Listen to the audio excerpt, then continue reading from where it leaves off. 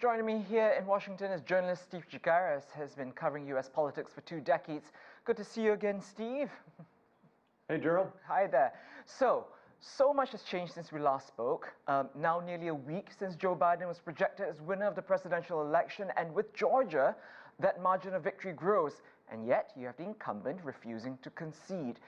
For an international audience watching, Steve, explain what Trump's defiance actually achieves. We don't know what it achieves. First of all, a concession speech, a president conceding is just a traditional thing that presidents have done for the last 100+ years. There's no requirement that a president who loses an election or a presidential candidate needs to give a concession speech. But it is a signal that they've accepted the election's outcome and that they will move forward, especially in a president's case, of helping the president-elect get acclimated and get ready for taking over the presidency on January 20th when he or she is inaugurated. President Trump has not done any of that. Not only has he not given a concession speech, but he has basically indicated to his administration, don't cooperate with Joe Biden or his team and allow him to get access to things that he will need to be prepared to get ready to go when he's inaugurated on January 20th. It's basically a non-acceptance of the reality that the election's over and that Trump lost. Well, and it's not just his administration, is it, Steve? Because many Republican leaders still support him and his narrative of widespread fraud, refusing to congratulate Biden. There is the prevailing theory is that they do not want to, or perhaps cannot even afford to, offend President Trump and his strong base. So the question is Donald Trump holding the Republican Party hostage? Well, I actually think that the voters who voted for Donald Trump are holding the Republican Party hostage. Keep in mind, there are still elections to be made in a couple of months. The Senate, the majority of the Senate, whether the Republicans hold on to the Senate, is at stake in two elections that are going to happen on January 5th. And I think you see Republican leaders knowing that 72 million people voted for Donald Trump. So you don't want to upset those voters in the state of Georgia where these elections are going to be.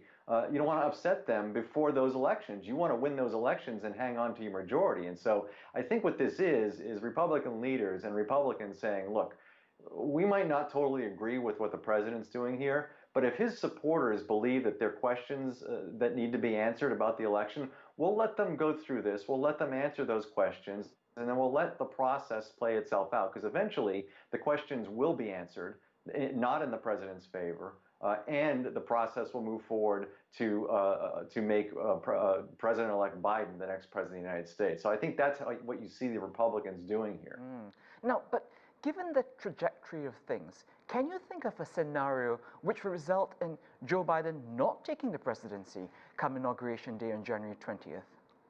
Well, there are all sorts of hypothetical situations, none that have been tested ever, and none that have really gone through the legal constitutional test.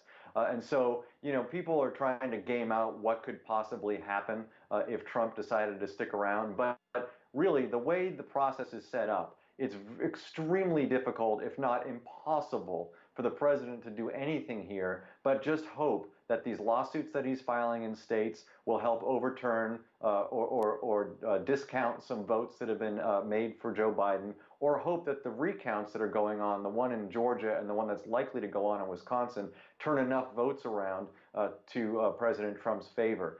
First of all, the chances of those things happening are slim, but that's really his only real chance at trying to reverse the course here. It's not from a legal standpoint.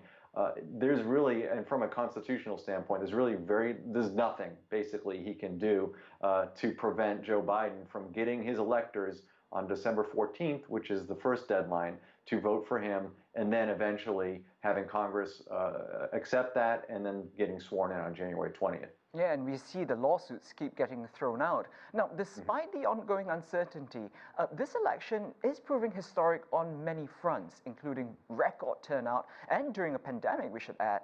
What do you think accounted for this?